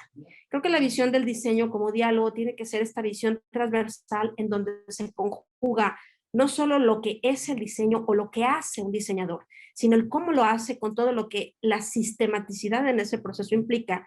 Y hoy día diría yo la cientificidad, porque básicamente creo que esa es un poco inclusive la razón de ser de discusiones o de eventos como este, el ponerlo sobre la mesa y el considerar que se ha elevado a una cientificidad donde la forma de enseñar solamente es el que hace o el que maneja o domina una tecnología, sino el que es capaz de tener esta visión en un contexto determinado. Obviamente en el camino pues hay que revisar muchos conceptos. En el texto que yo me permití ofrecer para este cuaderno, pues hablo sobre estas aproximaciones conceptuales o más bien el poner sobre la mesa estos conceptos importantes porque a veces se confunden. Finalmente, lo que se considera en este análisis es que cabe la posibilidad de que el diseño se ha visto con esta cientificidad, con esta sistematicidad, porque encara los fenómenos, porque encara la realidad de una manera ordenada y sistemática en un contexto determinado. Y además, como disciplina que se enseña, se hace mucho esfuerzo en la academia por enseñar, por aprender a conocer esta disciplina del diseño o esta ciencia del diseño para algunos, a través de una serie de actividades, de saberes, de valores, de normas y de costumbres institucionalizados para transformar un entorno social. A mí me gusta mucho esta definición en torno al conocimiento de este autor que dice que el conocimiento, los conocimientos no están en la realidad, los construyen los hombres, pero no los hombres que están aislados o que están fuera de su contexto histórico, que no están sentados en su realidad, sino aquellos que trabajan en comunidad. Él nos decía que se habla de el usuario, el diseño, más bien tiene que ver con elementos en torno a una comunidad en donde se dialoga permanentemente entre lo que sé, entre lo que aprendo, entre lo que voy experimentando, entre mi conciencia personal de lo que soy y como profesional que me estoy formando o como profesional que soy del ámbito del diseño, lo que mi trabajo impacta. Entonces, desde ese punto, el diseño, desde esta perspectiva transdisciplinar, como un eje que atraviesa todo, el diseño como algo que atraviesa lo demás, el diseño se vuelve entonces un elemento de mediación. Y entonces aquí cabe la posibilidad de esta triada entre el diseño, su método, en donde va implícito un proceso, y la o las tecnologías. Y desde ahí podríamos catalogarlo, equipararlo con las disciplinas científicas, de entrada por esa posibilidad que nos da un proceso sistemático que es el propio proceso de diseño. Desde esta perspectiva transversal, podríamos entonces decir que todo producto de diseño está inmerso en un tiempo y en un espacio, a eso le llamo yo una dimensión cultural, y es portador de un lenguaje, hace rato hablábamos del diseño,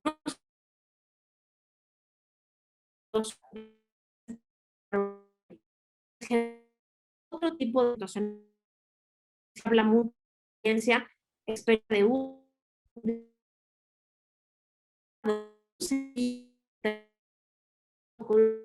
son palabras que a veces en construcción del mundo Marta, mal para formalizar y dar servicio. Ahora ¿Ya me escucho mejor? ahora recién, si querés probar apagando tu cámara, no pasa nada, compartí pantalla, pero quizás apagando la cámara estabas como bastante cortada, pero seguramente es parte de la inestabilidad de internet, que en general es momentánea. ¿Querés probar de nuevo? Yo digo para que no avanzaras en tu presentación y nos perdiéramos en ella. Ah, ahí está. ¿Me escuchan? Sí, Ahora te perdónenme, escucho. se me cortó. No Les te digo que preocupes. estoy aquí. Perdónenme, no me falta mucho, voy a tratar de cerrar. Hasta Tranquila. donde les decía yo, ¿me Hasta ahí escuchan ahí? estamos bien. Sí, estamos Perdón perfectos. por apagar mi Ahí cámara. estás bien, gracias. No te preocupes. Este producto de diseño posee esta dimensión cultural, su propio lenguaje, y entonces más allá de solamente ser un producto útil, se vincula con los usuarios a quienes les proporciona, además de una experiencia de uso, este disfrute estético, significado y sentido. Que yo les comentaba que son conceptos que he visto en otras de las participaciones de hoy y que están un poquito más ampliados aquí en el documento. Este diseñador con el proceso de diseño interviene en la concepción del mundo para formalizarlo y dar servicio a estos usuarios, involucrándose en muchos ámbitos, desde los procesos más técnicos, tecnológicos, hasta procesos económicos, sociales, culturales, patrimoniales, estéticos, psicológicos, definiendo y desarrollando productos y servicios de diseño. En este contexto, que fue particularmente situado desde la escuela de Ulm y después con la Bauhaus y la nueva Bauhaus, la relación que hay del diseño con la ciencia tiene que ver justamente con el concepto de proyecto, como ciencia proyectual y con la metodología.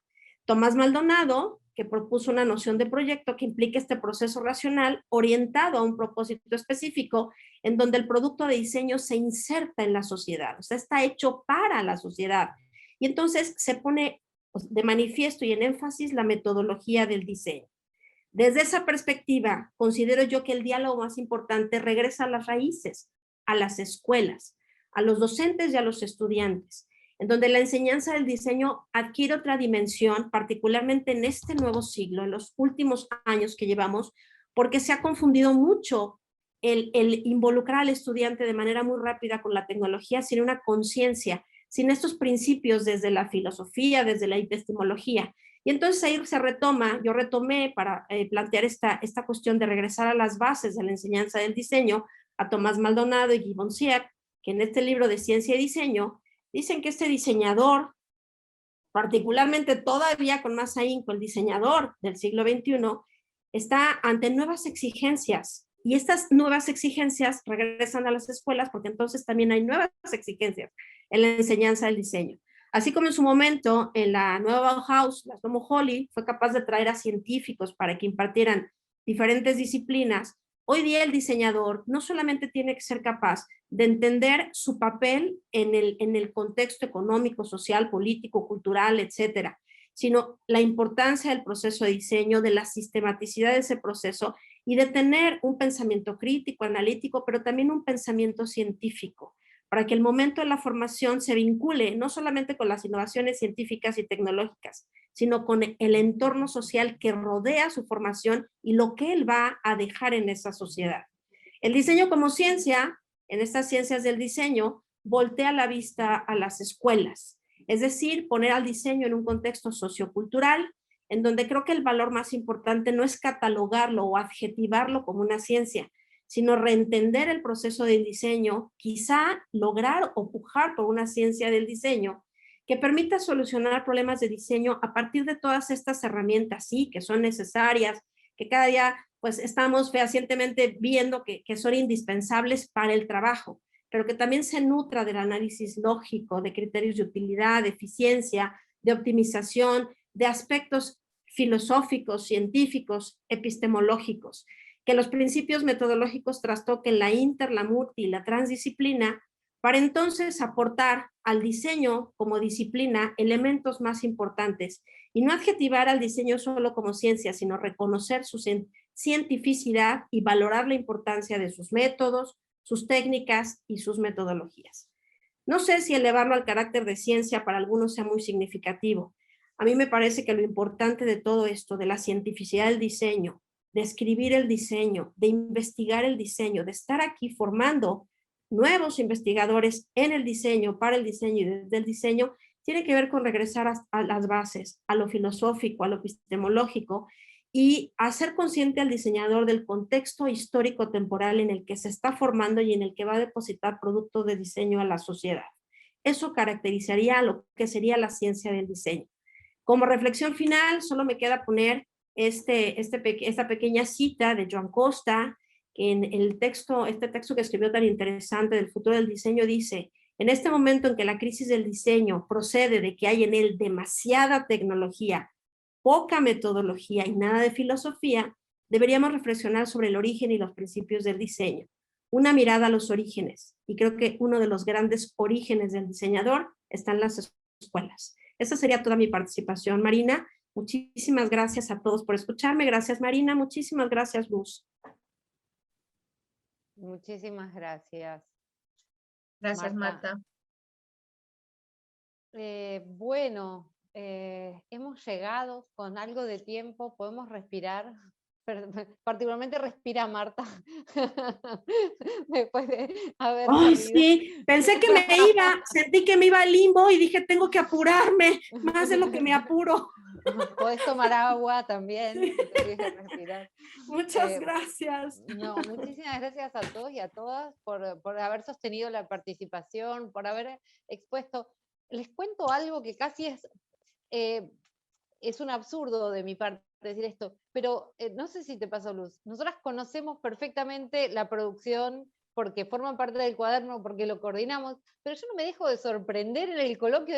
¡Ay, qué lindo que está esto! Está buenísimo, ¿no? Sí, Entonces, como bueno. Sí, a mí también me queda esa sensación de que me sorprende. Y digo, yo leí el texto, ¿no? Los revisamos, están revisados por ambas, por otras personas, pero siempre nos sorprendemos con las presentaciones, ¿no? Como que hay algo más, hay un trasfondo. A mí me gusta mucho verlo. Tenemos un par de minutos, si alguien quiere hacer algún comentario, pregunta, consulta, etcétera, porque si no nosotras claramente podemos hablar hasta las 8 de la noche si se nos da la gana de todo esto, pero nos gustaría también hacer un cierre un poco transversal. Claro. Si no hay preguntas, ¿quieres, Luz, hacer un cierre transversal o empiezo yo? ¿Empezás vos? Me da parecido. No, Marina, tú. Bueno, empiezo, tenemos 10 minutos, me tomo 5 y te dejo 5. Vale.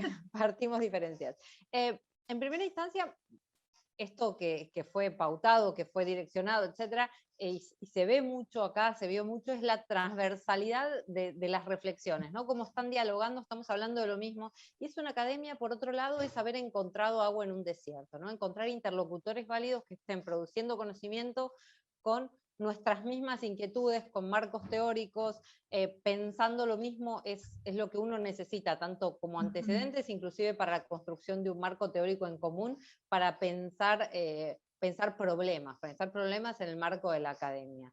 Y en ese sentido comparto con la mayoría de las ponencias esto de la disciplina del diseño en un ámbito científico, en paridad de jerarquía con otras ciencias con distintas trayectorias, y la relación dialógica, ¿no? Ya ninguna disciplina en este momento se está planteando el ejercicio disciplinar aislado. Y el diseño, en realidad, está tremendamente atravesado por la multi y la transdisciplinariedad, tal como lo sostuvo Morin hace un tiempo atrás y lo sigue sosteniendo. Y en ese sentido también es su articulación con lo social, ¿no? La articulación con lo social hace que el diseñador también, en el carácter que estábamos poniendo en relieve de académico, que tenga inclusive la obligación de dialogar con las disciplinas que de algún modo están atravesando su investigación. Es decir, voy a diseñar un producto con respecto a alguna cuestión social, tengo que leer lo que dijo la academia al respecto, ¿no? Desde otras disciplinas, para salir también de un ejercicio del diseño desde el sentido común, en el que se proyecten los prejuicios o los supuestos del diseño, y hacer un proyecto de diseño muchísimo más fortalecido, que es este diseño transdisciplinar y realizado desde el diálogo y con la fortaleza de la consulta de otras academias al respecto y otras teorizaciones. Eso creo que nos hace mucho más fuerte como diseñadores, y en la formación también, esto que también fue muy transversal, ¿no?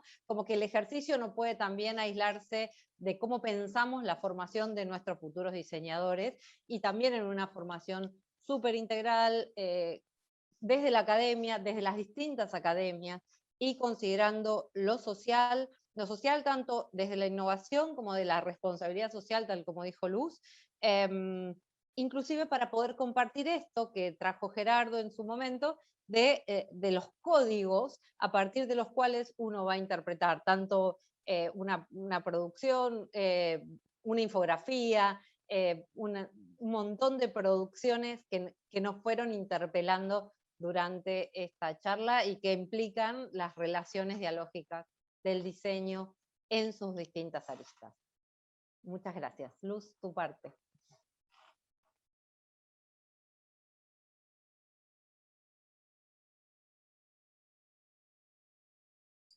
No se oye, doctora.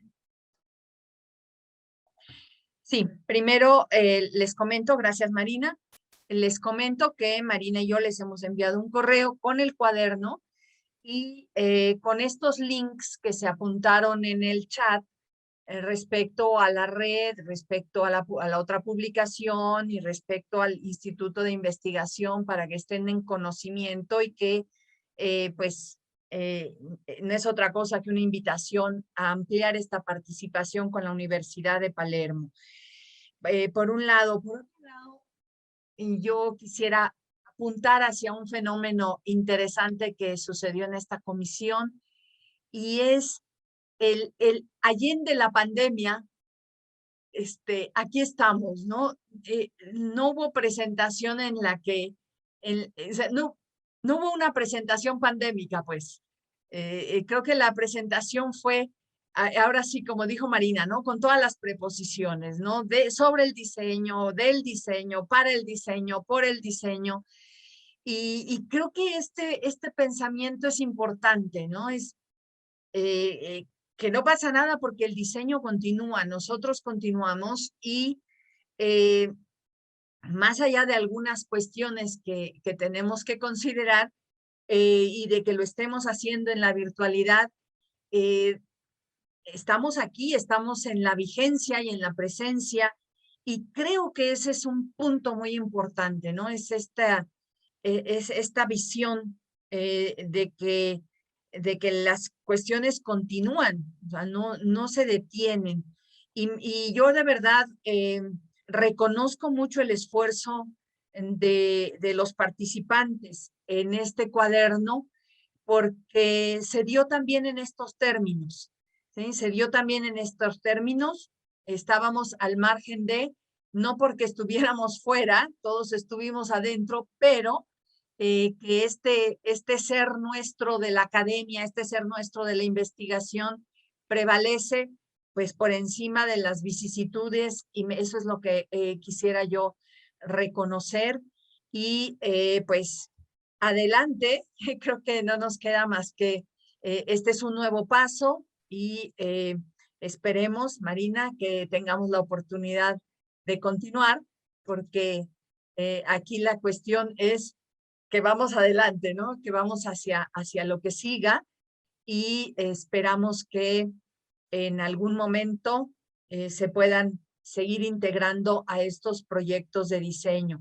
Creo que uno de los esfuerzos que nosotros hacemos es poner estas temáticas en las que caben todas las visiones, todas las miradas, todos los horizontes, y que vamos desde la cientificidad hacia el punto filosófico. Y me pareció muy importante la cita con la que terminó Marta.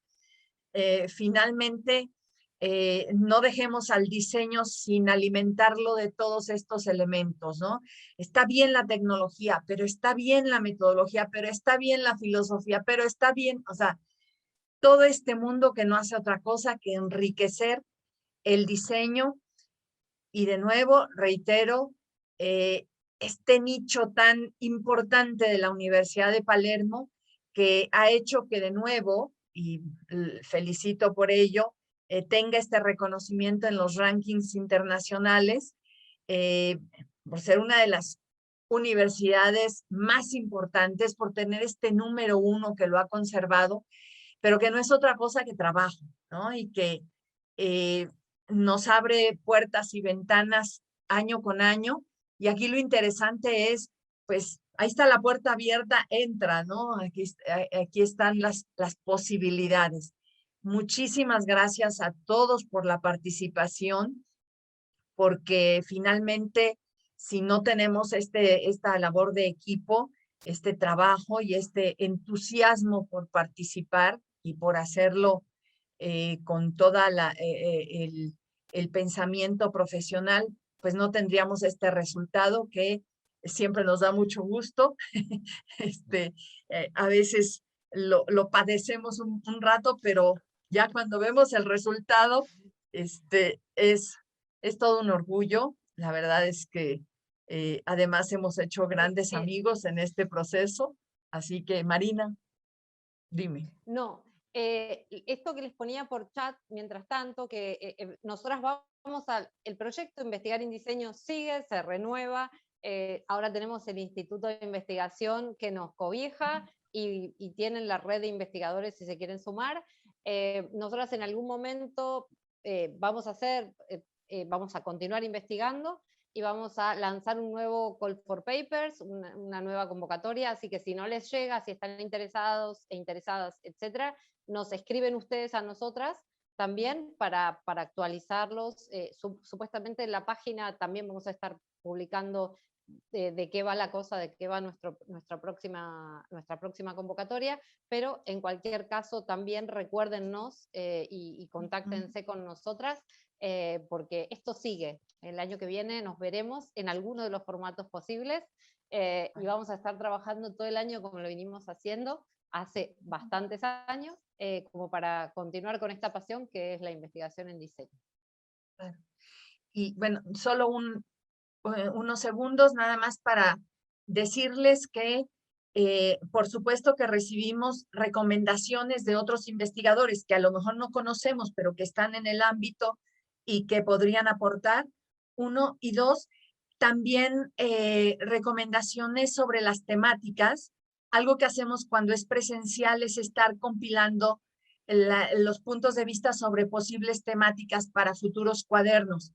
Entonces, son bienvenidas las recomendaciones porque hacemos primero una revisión de todas las recomendaciones y de ahí se selecciona para la siguiente convocatoria. Entonces, ahorita estamos en muy buen momento para recibirlas. Muchas gracias.